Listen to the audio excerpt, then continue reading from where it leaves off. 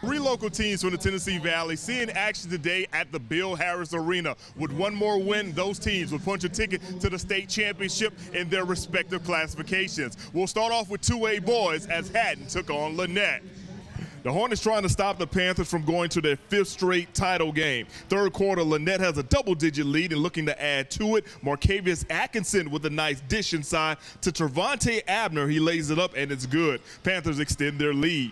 On the other end, Ridge Harrison with the acrobatic shot in the paint. It's good. He had 23 points on the day. Hatton still trailed by 20 after the third.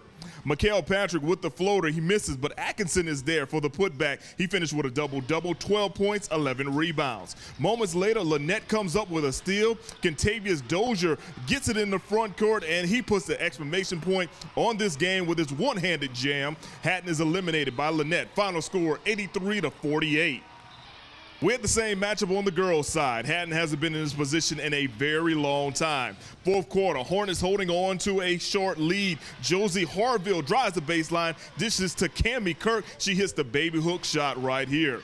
Later on, it's more of the same. Kirk with the back down, then the turnaround hook, and it's good. 14 points on the evening for her. Hornets up by 10.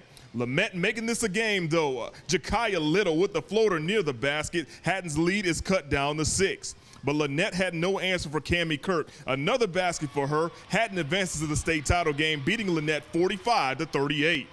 I knew coming in, this is going to be a test for us because in a close game, one that we can't just, put away, what are we going to do? Are we going to step up and handle the pressure of the score being closer than what we're used to?